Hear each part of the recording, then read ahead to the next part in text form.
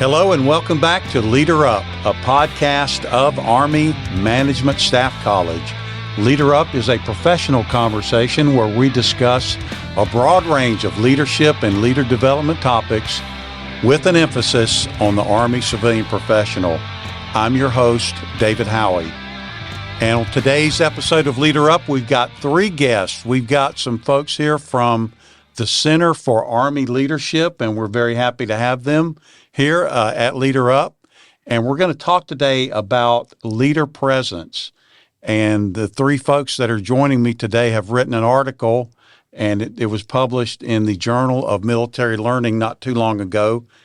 And the name of the article, folks, is Leader Presence and Its Impact on Organizational Climate. And so at this point, I want to bring my guests in. I want to first introduce Dr. Mounir Harris. Welcome to Leader Up. Thanks for being with us today. Thank you, David. And I work over at the Center for Army Leadership, and one of my main functions is an instructional systems specialist, and I'm also working on the U.S. Army accreditation team. So that means I go out and actually talk about leadership and leadership development to National Guard, Army Reserve, and active duty units. Okay, well, thank you for being with us today. I appreciate it. And our next guest is Mr. Mounir Bouchareb, who's also from the Center for Army Leadership. Mounir, thanks for being with us today on Leader Up. Thank you, David. I appreciate it. Thank you for having us. It's a pleasure to be here, talk about a really kind of an important topic to us. I'm a training specialist and also a training developer at Cal. So, we tailor our training to the audience and the different units that come to us and request training, and we really make it personal to them, of course, from a perspective of leader development. Thank you, and thank you for being with us today. And our third guest is an old friend of mine. This is Janetta Harris, and she is also at the Center for Army Leadership. So, Janetta, thank you for being with us today on Leader Up. Yes, David, thank you so much, and it's wonderful to see you again. So, as you mentioned, I work with Cal. I'm an instructional systems specialist. I do a lot with training development and curriculum development, and also help with some outreach efforts. So, thank you. Okay, thank you, and I'm really looking forward to this conversation. And we're talking today, Leader Up audience, about leader presence. What do you know about that? What do you know about leader presence? How aware are you of your presence in the workplace? And I want to start, Dr. Mounir Harris, I want to start with you. In your article, you have a quote, and the quote was made by Wellington, and it was about Napoleon, and he talked about how his presence had such a tremendous impact on his forces. So what was that quote, and how does that help us understand about leader presence? Well, that's a very good question, David. And one of the main reasons why I even began our article with this particular quote, which was the Duke of Wellington said that the Emperor Napoleon, his presence on the battlefield was worth 40,000 men. And one of the things as military leaders, or even as civilian leaders, you should take a look, well, we're recommending that you take a look at history as far as what the great captains did in the past, so that way you get a better idea of some examples to follow for the future. So in Wellington's quote, Wellington was acknowledging the importance of Napoleon's presence on the battlefield for the French army. From the beginning of Napoleon's career back in the 1790s, he was a devoted student of the art and science of warfare and how past leaders applied those sciences on the battlefield. So by 1815, Napoleon had been leader of France for a number of years, and Napoleon had already proven himself to his soldiers as far as mastering those arts and sciences of warfare, and also through his leadership attributes that we'll discuss here in this interview, and also we discussed in the article, of bearing, fitness, confidence, and resilience. And his troops, by understanding how much work Napoleon put into understanding his trade of warfare, his troops wanted to follow his example. And when Napoleon was physically on the battlefield, they felt that they needed to up their, I guess to use a term, up their game in order to emulate what Napoleon did, and so that way they can be like him. So that way when Napoleon was on the battlefield and the French troops knew it, the French troops were energized to execute any mission they received to a higher level. And that's just an incredible thought, is that just by physically being there, being engaged, that, as you said, it upped the game of those soldiers. That's really an impressive thing, that just by being there can impact the organization. And so I want to talk about what exactly leader presence is and a little bit more about why it's important. And Janetta, I want to come to you for that one. So the question is, what is leader presence and why does it matter? Okay. Well, David, thank you so much for that. That is a great question. So I would like to start with a description from our Army Leadership Doctrine, ADP 6-22. And quite simply, presence represents who leaders are and what they stand for. Presence includes the actions, the words, and the manner in which leaders carry themselves. It is both tangible and intangible. It's also important to note that all leaders have presence, whether it's good or bad. And presence consists of 4 attributes, which I know we will discuss in more detail as we go through the interview today. As for the second part of your question, why does it matter? I really want to emphasize to our listeners today that leader presence touches everything. It touches all daily activities, from routine tasks to new challenges and everything in between. It also helps to prevent counterproductive leadership, and it helps to promote readiness and unit cohesion. And counterproductive leadership, that's what we used to call toxic leadership, and we don't use that term anymore. So it's counterproductive. That is correct. Absolutely. But that idea, you also said something really interesting, and that is that leaders have a presence, and we normally think of it as being a positive force, but you said there is a presence, and sometimes it's productive and sometimes it's not productive. That is absolutely right. Yes, presence can be both positive or negative. And so with that, to use a simple cliche, we say that you can learn from anyone or you can learn from any circumstance. The same thing is true with presence. It doesn't matter if it's a positive example or a negative example. You can learn from that. And we're also going to touch on a little bit later some ways of improving presence. Thank you for that. And so I want to talk about another quote, and this one really engaged me, and I wanted to hear more about this. And I'll read the quote. Developing presence will require you to go to places and do things that feel uncomfortable, at least initially.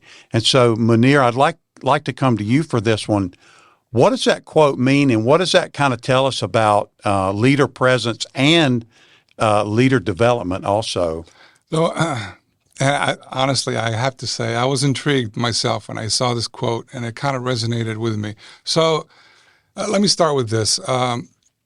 First and foremost, in my mind, when I think of presence, it's about developing oneself. You can't project this presence outwardly and for people to feel it before you actually develop yourself. So it's about an inner struggle first. So this pursuit of personal development, growth, maturity, whatever we want to call it, comes at a price. And it's not an easy road to take. It's usually an uncomfortable one. So let me explain. In this paper, we talk about these 10 factors of organizational climate. So those 10 things that help shape a soldier's perception and attitude about their unit, especially about their leadership. A soldier needs to be part of a family, needs to have buy-in within an organization they need to trust their leadership, okay? So these 10 factors, if embraced, this is what we presume, these can assist the leader in molding their individually unique leader presence, okay? Each leader is going to have this unique presence to them. They're not the copy and paste type presence. So over time, It's one approach strategy. I mean, learning varies. So this is just one way of developing oneself, is using these 10 factors. But I'm not going to go over all of them today. But if I were to pick just a few that I think are really crucial in this process and really beneficial to this process, I'm going to call this process, I know it's going to sound funny, this beneficial state of discomfort. Really, that's what you have to do. You have to be in a state of discomfort. So I'm gonna use 4 today. We're gonna talk about communication, cohesion, adaptability, and fairness. So, and the reason I picked those 4 is because, in my opinion, they take a long time to learn. It takes a lifetime of learning and mastery. It takes a lot of endeavor and maturity and experience to be able to communicate effectively, to bring people together in a cohesive manner, to show adaptability no matter what circumstances, and to be fair to all. So to me, I think those are really the most challenging out of those 4 factors, not to take away from the other ones, of course. So to give you a little example, these factors become incrementally more difficult as the audience gets larger. So as an officer goes up the ranks, battalion, brigade, division level, it becomes even more difficult to communicate effectively, to keep people in a cohesive kind of bond, to adapt and to be fair to everyone. So it gets really more difficult. So this state of discomfort is what molds this leader's presence over time, constantly tweaking as they define themselves and adjust their approach. So to conclude here about this, this particular state of discomfort, I'm going to say ultimately a leader that tailors his or her communication style, applies this shared understanding, aka cohesion, has the willingness to adapt to circumstances, and also remains objective and fair. This is an impactful leader, okay, that truly resonates with the troops and is ever present. And so we're going to talk more about those 10, but I wanted to go back to the pieces of presence. Sometimes we see those as components. And Janetta, I want to come to you for this one. There's 4 of them, and what are the 4, and why are those important, those 4 things? Okay. All right. Again, thank you for that, David. So according to our doctrine, there are 4 components or attributes of presence. And those 4 attributes are bearing, fitness, confidence, and resilience. And I will touch on each one of these briefly for our audience. So let's begin with bearing. Military or professional bearing includes courtesy, the proper appearance or attire, professionally correct behavior in accordance with established Army standards, and a consistent professional demeanor that represents who you are, how you conduct yourself, and how you interact with others. It may be easy to say these things, but bearing very often is the first attribute that people notice about us. The second attribute of presence is fitness, and the Army utilizes an holistic fitness approach. Holistic fitness has interdependent areas or dimensions. The first one is physical, which consists of training, exercise, sleep, and nutrition. The second one we commonly refer to as social interaction, which includes our ability to establish positive connections with one another. The third is mental and cognitive. And cognitive refers to our ability to focus, to think or reason, to be alert, and to respond to stress. The fourth one is individual spirituality. And this comprises a person's individual beliefs or belief system and how that person derives life purpose and meaning. And the last one is psychological. And this is what many of us refer to as behavioral or emotional health. So all of these things combine comprise fitness and what it means to be fit.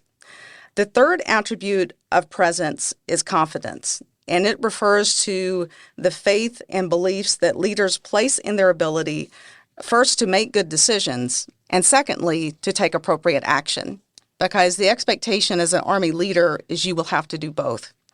We also have to acknowledge that confidence in itself is twofold.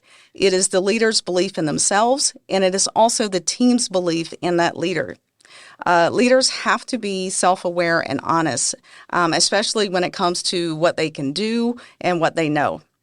Because after all, their subordinates will find out. They will always get to the truth, if you will. For a unit to be successful, the team has to believe in that leader, and they have to be willing to follow that person. The fourth and final attribute is resilience. And resilience is the ability to persevere, adapt, and grow in dynamic or often stressful environments.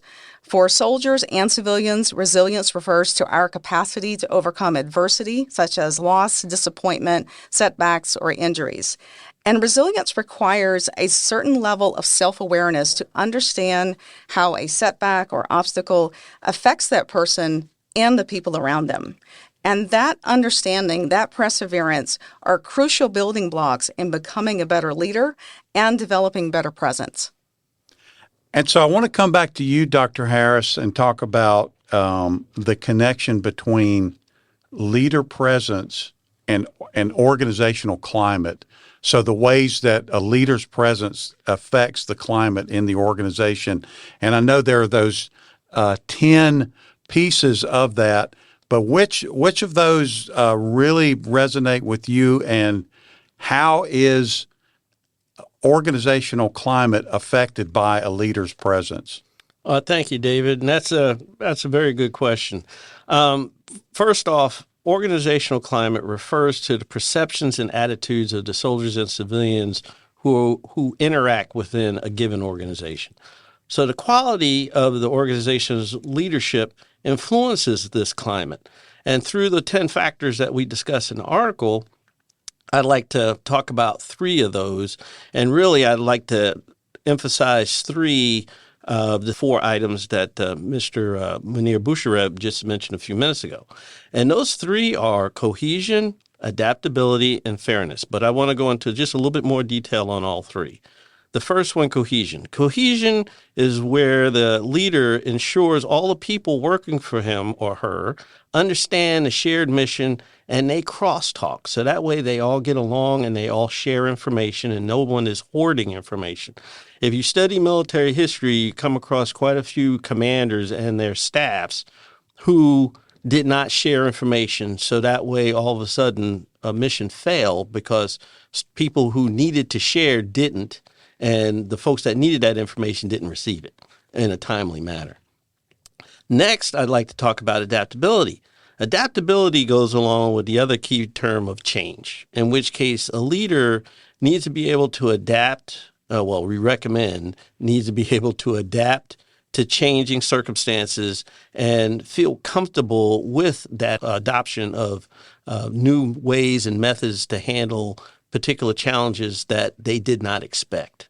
Okay. And then the last thing is the third area, and this is the third factor, is fairness. Your troops, just like Janetta Harris said a few minutes ago, your troops are going to see if you're being fair or not. So that fairness needs to be transparent so that way the troops can see that you're applying the standards across the board for everybody based on whatever the circumstances are, and you're not picking favorites, because favoritism will definitely undermine any unit climate.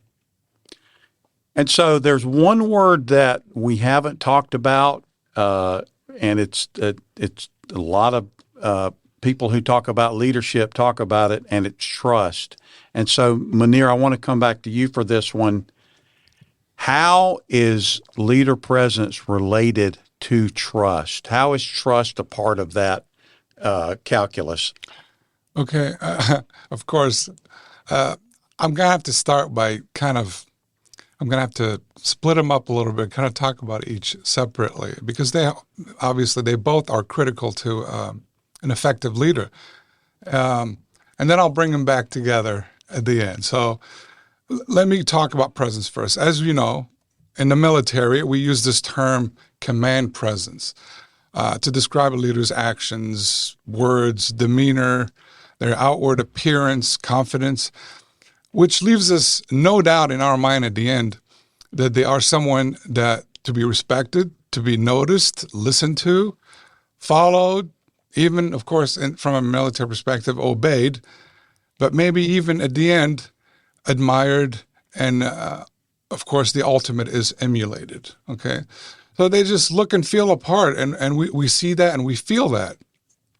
And we know it because they are authentic, they're genuine, and because they connect with others on a very intimate way. So that's leader presence, command presence, in a nutshell. So now to trust. I'm going to kind of break it down from a doctrinal perspective, okay? And in our Army doctrine, Army professionals are certified based on three things: character, competence, and commitment. So those things kind of come together in a particular glue called trust, okay? This undying sense of trust shared by and applied by all, okay? And their endeavors to have character, competence, and commitment in the service of the nation and each other, of course. So you're asking where's the connection between leader presence and trust, other than the obvious that we just discussed. So this is how I see it, okay? This is my individual way of looking at it, and this is not an inclusive list. We're just going to talk about a few characteristics of a leader. So some of these characteristics of a trusted leader only, is that they care, they communicate, they're effectively, of course, communicate effectively, they are consistent, they are competent, and they have character, okay? On the other hand, we're going to bring in a new dimension. Now we're going to talk about a leader, a trusted leader with presence. What does he do? Or he or she do? They inspire others to do all those things. They inspire others to care. They inspire them to communicate effectively. They inspire them to be consistent. They inspire them to be competent, and they inspire them to have and develop character.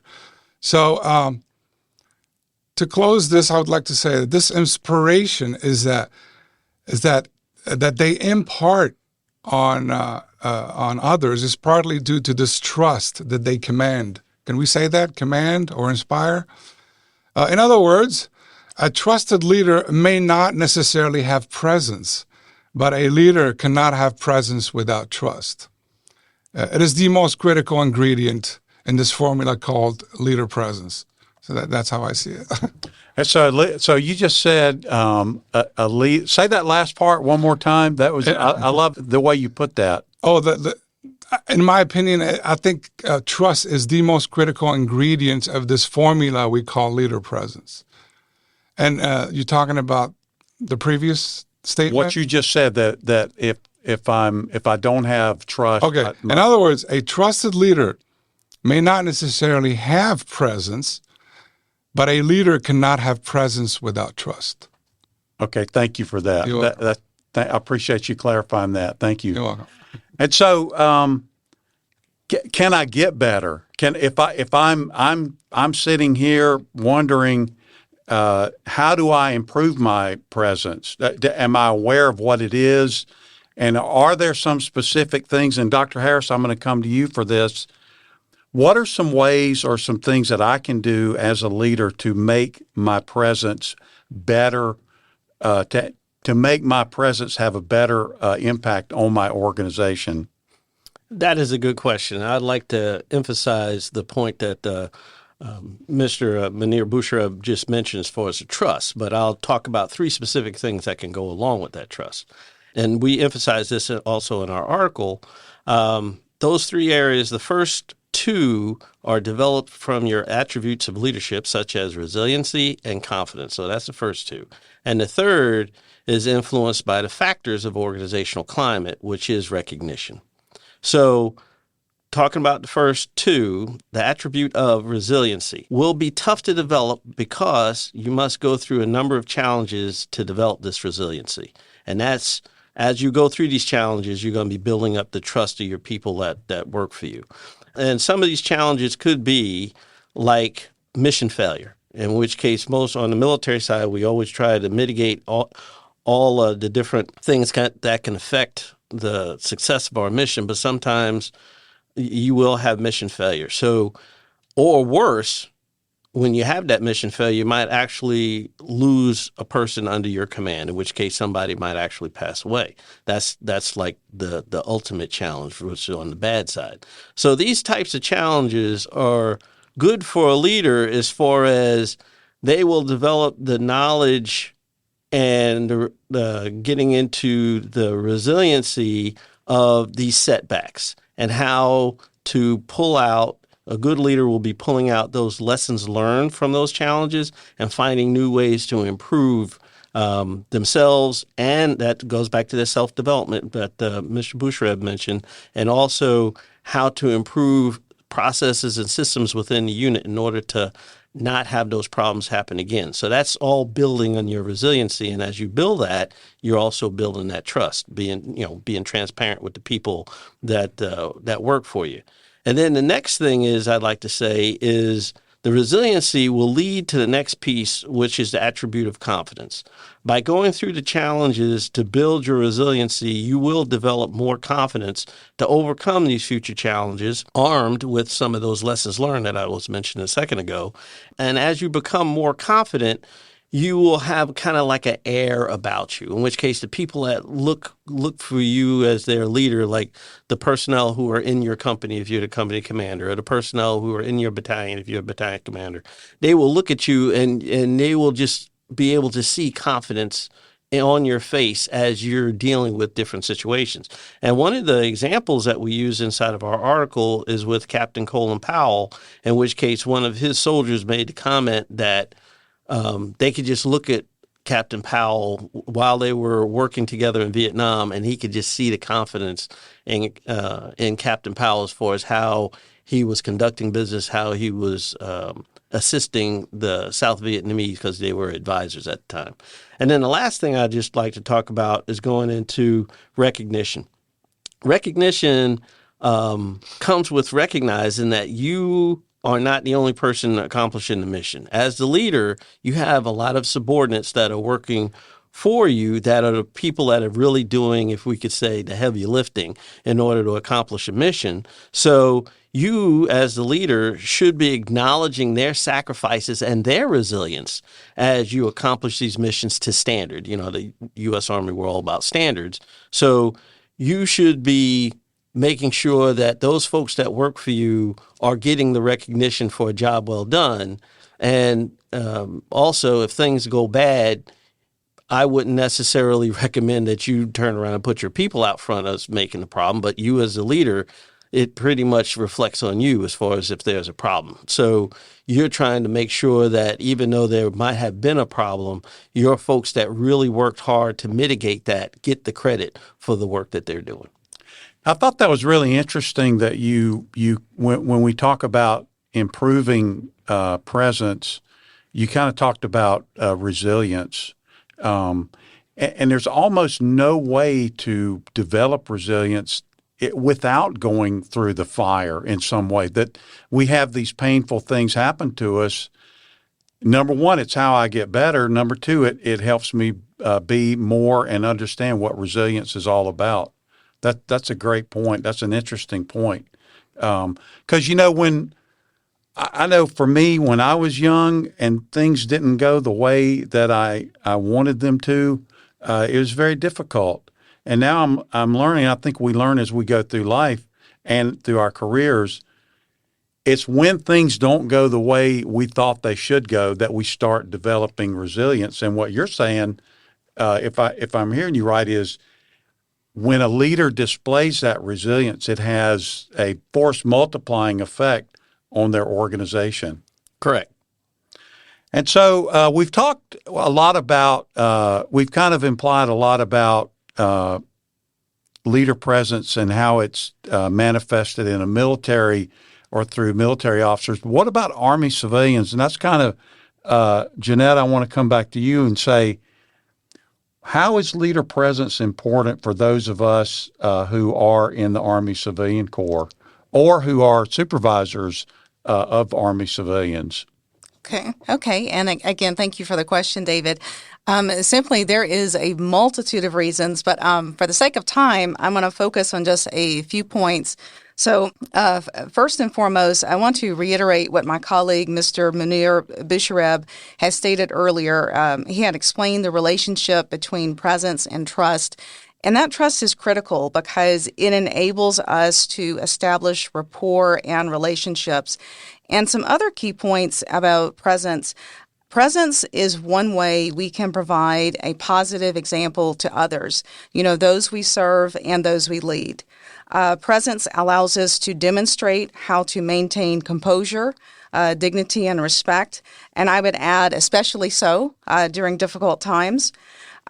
Presence is very much about being comfortable in your own skin, being transparent with others, being the person you say you are, being the leader you say you are. And a final point about presence is that it helps to set expectations. Leaders know that their presence in the workplace influences what their subordinates do when they are around, as well as when they are not around. Now, that doesn't mean that leaders or supervisors have to be everywhere or do everything. I mean, obviously, that's impossible. However, when leaders are lacking an effective presence, there are some risks. And particularly, we have noticed that there are risks to order and discipline in the work environment, and there are also potential risks and impacts on the organizational climate. And so, is there anything, and I'll ask all three of you, is there anything that we haven't talked about regarding your article about leader presence that we need to address for our audience? From my point of view, the biggest thing our article does is just lay out a way of what we have in Army doctrine that we kind of summarize everything. So that way people can take a look at our article and be able to hit all the high points and key points, especially for junior leaders. For more senior leaders, it's going to be a reminder. Well, for your junior leaders just coming in through the lieutenants and even some of your brand new captains, it'll be able to help shape their leadership styles as long as they keep specific things of their attributes and these 10 different factors in mind as they go through their various military jobs. And so, Dr. Bernard Harris, thank you for being with us today on Leader Up and talking about leader presence. Thank you for joining us. Thank you. And Mounir Bouchareb, thank you also for joining us today on Leader Up. Thank you. If I could add just one final point. Yes, please do. So just to kind of give, we were talking earlier about giving a leader some tips about how to improve themselves. Another way to do that, and other than what we've already discussed today, is exposure, in my opinion. Exposure to different environments. I know leaders have to sometimes they have choices in what leadership positions they take. So the more variety, the more exposure, the more their ability to develop their sense of presence. Also, exposure outside of their areas of comfort, outside their country, outside their culture. Those types of exposures gives them a much broader area of understanding as far as what presence is. Presence for us in the West is not the same as presence in other places around the globe. So all those things can give them a great arsenal of tools to develop their own presence as the leaders. Roger that. Thank you so much. Thanks for being with us today. I appreciate it. Thank you, sir. And Janetta Harris, thank you also for joining us and for giving up your time to be a guest on Leader Up. Thank you. Yeah, and if I could, David, just two quick points before we close out. Just wanted to reiterate that when we talk about leader presence, it is there is a physical component or physical aspects to presence, but there's also a lot of intangibles, as we've talked about, throughout our interview today. And then the last thing I would say for all of our listeners is that if they haven't already, please certainly check out our doctrine blueprint, our article, and other resources. There's a plethora of information available in the 6-22 series, also on the Cal website that's open to everyone across the Army. And also feel free to reach out to myself and to my colleagues. I mean, we're obviously very passionate about this topic, and we enjoy hearing from folks across the enterprise. So thank you. Yes, and thank to all three of you for being with us today. And so, Leader Up audience, what did you hear today about leader presence? What is your presence in the workplace? Are you having a positive effect on your organization, or is that something that you need to take a hard look at about your own leader presence? Please subscribe to our YouTube page and join us again next time for another edition of Leader Up. As always, if you have any questions or feedback or would like to learn more about our podcast, please check the description for our email and for our website. Thanks for listening.